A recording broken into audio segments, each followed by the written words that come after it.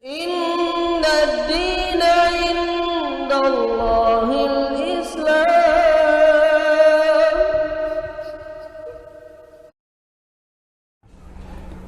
Dan jemaah sekalian rahimani wa rahimakumullah, banyak sekali perangai-perangai yang harus kita sampaikan kepada istri agar jangan sampai dia kerjakan. Di antara contohnya adalah tabarruj.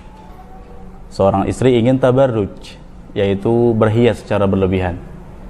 Berhias secara berlebihan di hadapan kepada yang bukan suaminya. Allah Subhanahu wa taala melarang keras para perempuan-perempuan berhias dengan hiasan-hiasan jahiliyah. Allah Subhanahu wa taala berfirman, "Wa qarna fi buyutikunna."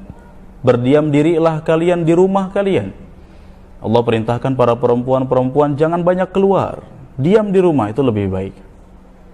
Wala tabarrajna tabarrujal jahiliyatil ula. Jangan kalian tabarruj, berhias sebagaimana perempuan-perempuan jahiliyah terdahulu bertabarruj, menggunakan perhiasan-perhiasan yang menggoda dan seterusnya. Seperti apa? Minyak wangi dan beberapa aksesoris-aksesorisnya, membuka aurat dan seterusnya. Jemaah sekalian rahimani wa rahimakumullah, beberapa cara-cara berhias perempuan ternyata disindir jelek oleh Nabi SAW, dan Nabi sampai mengatakan la'anallah, semoga Allah melaknat. Ada beberapa cara-cara berhias yang ternyata Allah laknat, Allah benci. Karena laknat berdasarkan definisi dari para ulama adalah al-bu'du an rahmatillah, dijauhkan dari rahmat Allah, dijauhkan dari kasih sayang Allah. Apa di antara bentuk-bentuk berhias yang Allah laknat? Kata Nabi SAW, la'anallah al-washimat wal mustawshimat. Allah melaknat perempuan-perempuan yang mentato dan minta ditato. Mentato dan minta ditato. Mentato ini bukan henna. Adapun henna ini merupakan perhiasan yang dibolehkan bagi para perempuan sebagai pembeda antara mereka dengan laki-laki, yang mereka pakai pada beberapa momen-momen khusus, perayaan-perayaan spesial, hari raya, ketika mereka menjadi pengantin dan seterusnya. Boleh, nggak masalah henna. Laki-laki tidak ya, laki-laki tidak boleh menggunakan henna, melainkan dia boleh gunakan untuk rambut, nggak masalah. Kalau perempuan tidak diperkenankan. La'anallah, Allah melaknat perempuan-perempuan yang mentato dan minta ditato. Baik yang mentato maupun minta ditato, ya, pelaku maupun korbannya sama-sama dilaknat. Yang kedua, kata Nabi SAW, wan-namisat wal mutanammisat. Allah melaknat perempuan-perempuan yang mencukur alis dan minta dicukurkan. Na'udzubillah, ini banyak. Allah Subhanahu wa taala, jemaah sekalian, merupakan sebaik-baik pencipta, dan Allah Subhanahu wa taala merupakan sebaik-baik pembentuk rupa. Allah punya nama Al-Musawwir, yang membentuk rupa, Al-Khaliq, yang maha menciptakan. Allah telah ciptakan bagi seluruh manusia, laki-laki maupun perempuan, penciptaan terbaik. Sungguh telah berdosa besar orang yang mengatakan ada produk gagal dari ciptaan-ciptaan Allah Subhanahu wa taala. Tidak ada produk gagal. Semua yang Allah ciptakan itu baik dan mulia. Allah Subhanahu wa taala berfirman dalam surat At-Tin, laqad khalaqnal insana fi ahsani taqwim. Sungguh kami telah ciptakan manusia dengan sesempurna-sempurnanya penciptaan. Maka ciptaan Allah yang terbaik. Allah telah ciptakan bagi para perempuan dan laki-laki alis yang indah.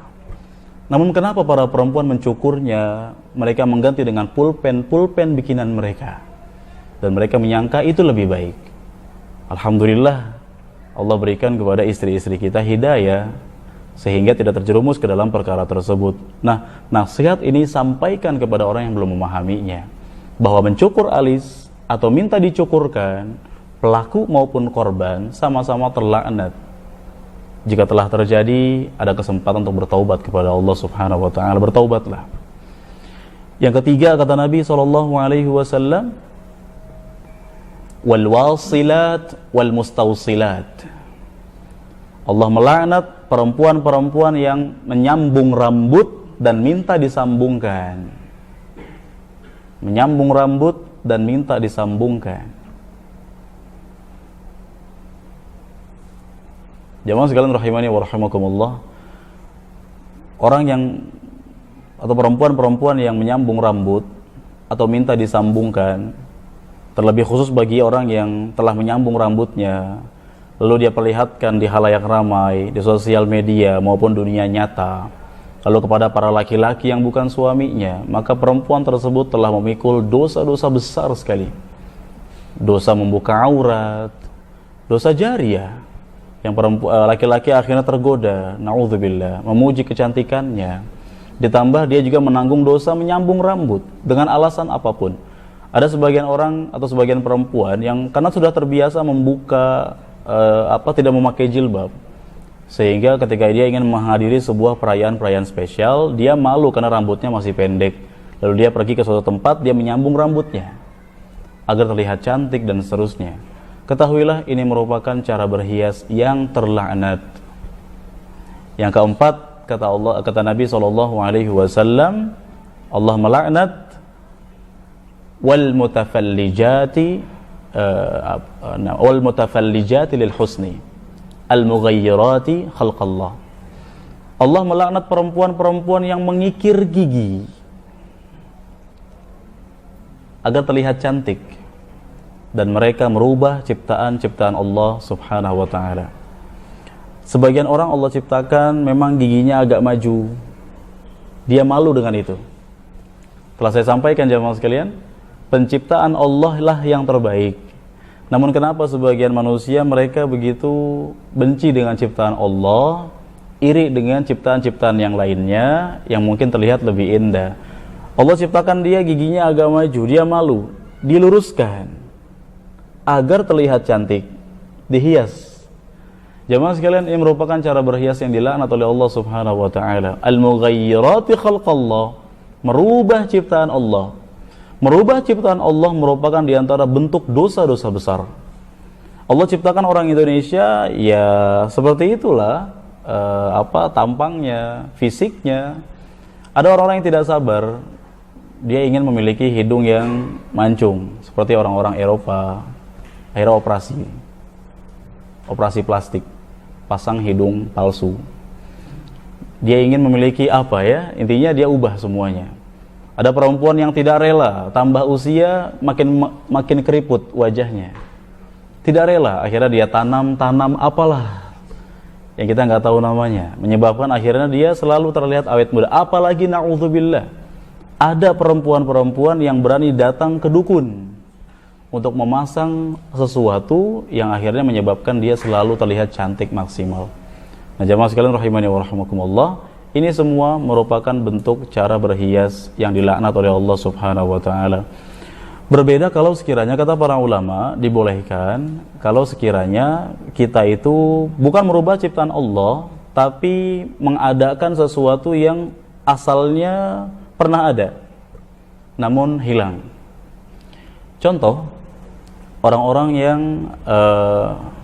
mengalami insiden-insiden lalu tiba-tiba kehilangan tangannya misalnya, lalu dia mengganti dengan tangan palsu. Termasuk orang yang kehilangan giginya diganti dengan gigi palsu. Lalu ada orang yang mengalami kerontokan rambut, lalu dia melakukan proses zira'atus sya'r, tanam rambut. Berdasarkan penuturan para ulama, ini dibolehkan. Kenapa jemaah sekalian? Karena ini bukan bentuk merubah ciptaan Allah, namun ini bentuk mengadakan sesuatu yang pernah ada. Hadisnya adalah tentang kisah salah seorang sahabat yang hidungnya putus. Ya, hidungnya putus. Lalu sahabat tersebut mengganti dengan hidung palsu terbuat dari perak.